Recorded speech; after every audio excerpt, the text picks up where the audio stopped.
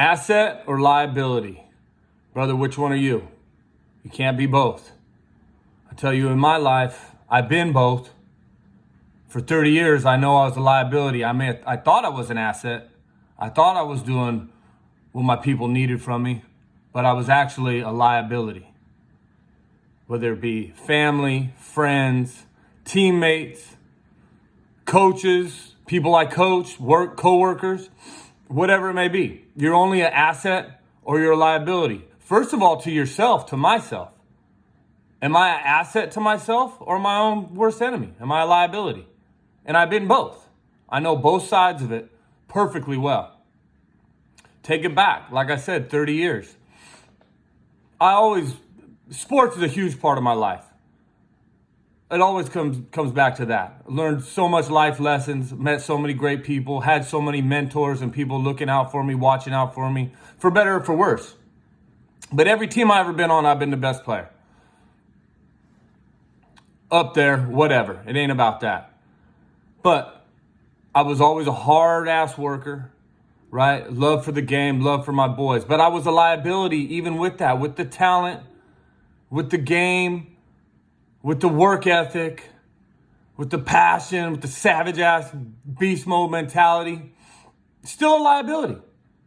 When you're the best player on the team, but you're high in the morning, you're running the risk, getting caught, getting busted, and it happened. When you ain't living right, you ain't playing right. You ain't making grades. You're the liability. You're counted on to show up and show out, rep for your boys, rep for your team. And you can't do it because what? You're ineligible? You got busted for some stuff? You got suspended? Liability. You're letting the folks down that are counting on you, right? Even if I was in the game, I'm another one of my vices, right? The one I still battle with today, even though I've murdered, absolutely crushed the substances, right? The weed, the beer, gone, no problem. And you guys will too. And you'll know how good it feels. And you'll start being that asset. It starts with you being your own asset. But at any rate, back to the point. The hot-headedness, the temper. How ridiculous is it to leave your teammates, your family, your friends, or be the coach of the team, and you can't control your emotions to the point you're kicked out of the game? You leave your boys stranded out there, right? You leave your team coaching some kids, and you're getting booted because you can't shut your mouth. Absolute liability, y'all. You know that. You know exactly what I'm talking about. 30-year story of it. Sports, life, relationships, everything. It's absolute liability.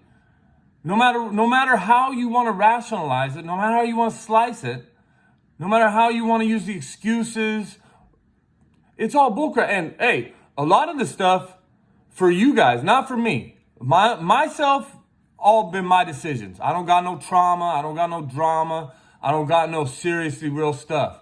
I'm just a hard-headed fool who had a problem with vices because I was weak-minded as hell and just did what I wanted to do. Pleasure-seeking, bullshit, excuses. But some of you guys got what can be legit reasons, circumstances, situations, trauma, drama, all that. But in the end, it's still an excuse, my brothers and sisters. No judgment, no hate on it. Nothing but love. But when you overcome that, when it stops being the reason and the story you tell yourself and hold yourself down with, and you overcome it, well, damn, now it's something you can be proud of. Now you look back on, yeah, I murdered that. Yeah, that held me down for a minute, but now I'm on top of it, right? Now you start turning yourself into that asset, right? Again, I was a liability for 30 years, man. You ain't no asset to your family. I don't care how hard you work, how much money you make, how good of a father you are, whatever you're rationalizing your bullcrap with, trying to play the scoreboard game of, well, I do this real good, so it makes up for that. You're a liability, dog. I was the liability. You are an absolute liability every single time you go pick up that beer and go drive your car.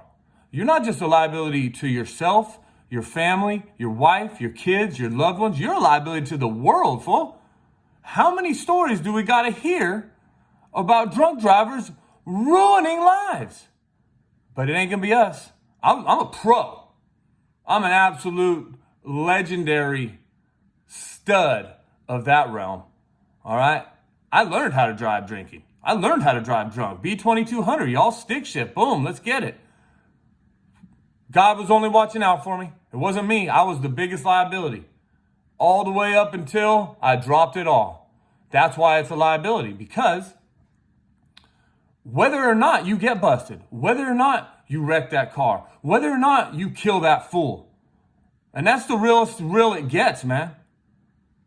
Whether or not, I told you before, the worst nightmare of any alcoholic, in my perspective, is waking up in jail, not even knowing what happened. Blackout, drunk, and you don't even know what you're in jail for. Can't imagine nothing worse than that, man. That's how people off themselves in prison, I would assume. Back to the point.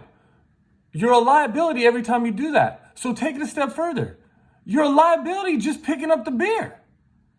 That ain't where it's at. Even if you don't drive, even if you don't get super hammered and start a fist fight, even if you don't slap somebody around getting a fool ass argument. Come on, my brothers that have kids. Do you really want to show your son, your daughter, like, hey, this is how we do this? We drink, we get drunk, we go drive, we act a fool, tell the same stupid story. They don't want to hear it. They don't want to see it. It's absolutely gross to them. They may think it's cool as a youngster. They hit 10, 12, 13, 14. They start seeing that pattern, man. You're co-signing on them doing it. They ain't going to listen to what you say, brother. They're going to do what you do. So even if you don't make all those fatal mistakes, the DUIs, the car wrecks, the fights, what happens when your son does? What happens when your daughter does? What happens when your daughter, because of your liability behind example, jumps in a car with a dude who's drunk and they smash that fool up? Well, who's that on? You got to look in the mirror on that one, man. You got to look in the mirror. If you're one of these fools stuck in the bathroom with Snow White at 35, 45, 20, I don't give a damn, 25. Do you really want your daughter and son to do that? You're an absolute liability, my brother. I hate to tell you, and you know it. It's a circle of guilt and shame and regret. And I told you before, regret is your guideline. If you wake up with your nose effed up, if you wake up and did something you would never want your son to do, never want your daughter to do, never want your loved one to do, that's regret. That's your guideline. Now, your conscience is your guide. You got the choice. That's the thing. When we wake up, pull our head out and realize, look in the mirror and say, oh, I'm the problem. I'm the liability. I'm the issue. Then you can start making the right choice. Now you can start becoming the asset, the dude the world needs, the teammate, right? All that stuff we're talking about with the liabilities. Now, when you get clear-headed, when I look at the stuff, when I can try and pull wisdom and pull strength from the mistakes and not have that guilt of, well, I'm going to do it again, or definition of myself that was created in those ridiculous situations that I caused, I created, I was the dude I was. Now you can look at it as a guideline, right? Now you can see like, oh, I shouldn't have been doing that. I don't need to do that. That ain't where it's at, right? You don't have to do it as a guilt and a shame. No, it's all about today. What are you going to do today? Don't define yourself by that past mistake. Don't define yourself, well, I always been a smoker. I always been a drinker. No, define yourself when you walk out the gym. Define yourself as that asset, that savage self-talk, bro. When you get up out the gym, this is me. I'm going to crush it. I just murdered the gym. I'm going to crush it today. I'm going to be the dude that shows the living example, man. I'm going to create the mofo that I know I want to be. I'm going to start with me. I'm going to be selfish. And I'm going to create an asset for myself. I don't need to drink. I don't need to smoke. put it this way. How many of you got a loved one? And I know there's levels to it. None of us think smoking weed, drinking is up there with rolling the bowl, man, with that crystal meth, with all that. But look at it from this perspective. Like I said about showing your kids, how many of you got a brother, a sister, a loved one, a homie, an old school friend stuck on the pipe? And you would do anything to help them, right?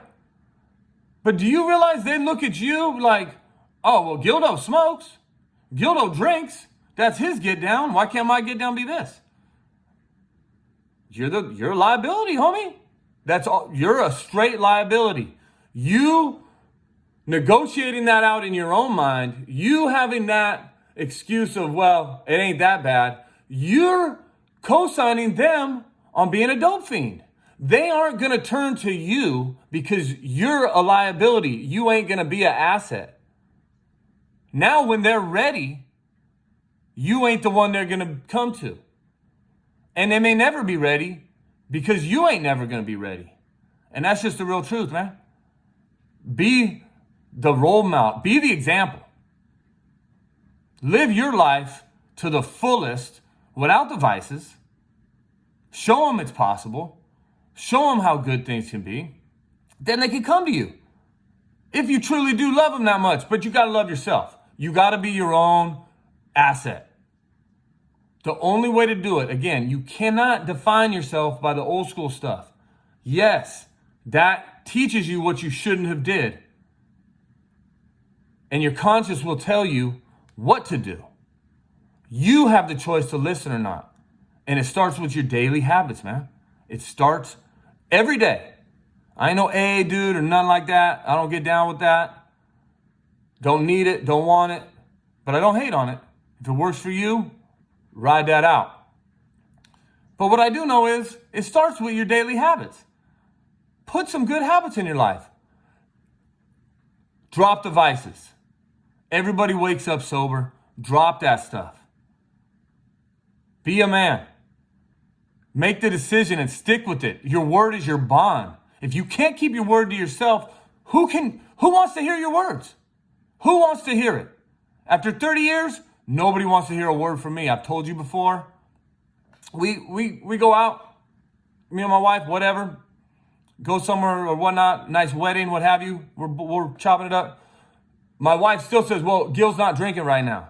It's cool. It's all love because I'm not even fazed by it at all. Once you get rolling, man, it's a fool how much momentum you got, how you're so locked on the good habits. But in my heart, I know it's not I don't drink right now. I don't drink, fool. That's what quitting is, right? All that other stuff that was before that I talked about with the sports, with the teammates, with the family, with my kids, with the friends.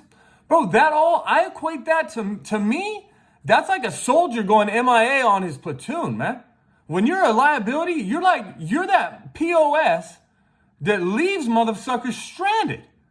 Nobody wants to be that. Don't be that. You're going to be that if you can't drop the vices. Daily habits, brother. Drop the vices. Get your mind and your spirit right, fool. Get some personal development going. Get a mentor if you need. Get a good book.